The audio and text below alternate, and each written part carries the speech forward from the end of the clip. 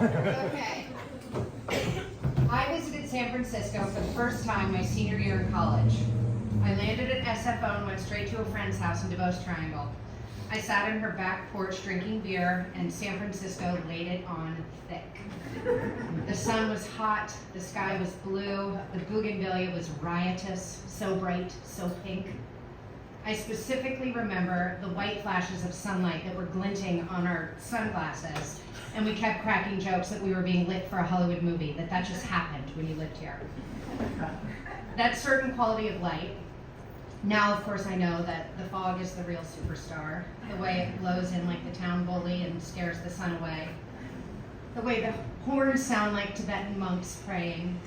But back then, when I just left the flat desperation of winter in New England to arrive on a day so clear, I won't say I've grown used to it, but on that first day, it was like waking up in Oz, like I was stoned. I was definitely stoned. The back porch had turned into a party. More people showed up, more beer, some cigarettes. There were definitely Cancun burritos. The story goes that I called my parents in the middle of the night and told them in no uncertain terms that I was moving to San Francisco. I likened discovering the city to finding the coziest sweater I'd ever worn, one that I put on and never wanted to take off. San Francisco was one city when I got here in '96 and spent the majority of my days filing in the financial district, answering phones until my ear burned. My friends who worked at .coms were making the kind of money no 23-year-old should make. And I partook freely of their stupid largesse. Fancy dinners, warehouse parties, weekends on the Russian River. When the boom went bust, life was getting more complicated anyway. Being able to suddenly get into any restaurant in town meant jack to a new mom. I was more concerned with wrestling my baby into his car seat on a day so gorgeous I was willing to deal with the fact that the Tasmanian devil I was raising might run straight into the bay. So desperate was I for the beach, the sand, the sun. Now that little boy is a teenager, and he's not flipping rocks at Chrissy anymore. He's skateboarding all over town with a bunch of other teenagers, riding Muni home late at night, just devouring the city. And my perfectly cozy sweater has gotten a little itchy.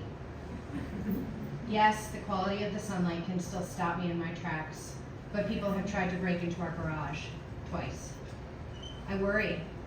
I worry about my son and about the tourists who park cars full of laptops and luggage all over town, about the people who live in encampments, those little villages that have risen up on discarded Amazon boxes, and the Sackler family's bottom line. I worry about our city. That the siren song that called us all here, that symphony of cultures and influences, artists and renegades and fools, that it's being tamped down, flattened out, that it's becoming one note, technology. Yeah. But I remember that I've had to learn the city anew every 5 or 10 years.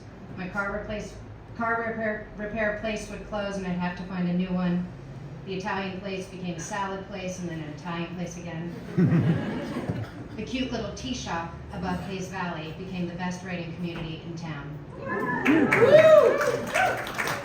And I realized that's always the case with cities. They change and grow, and we change and grow along with them. Back to that porch in DuBose Triangle.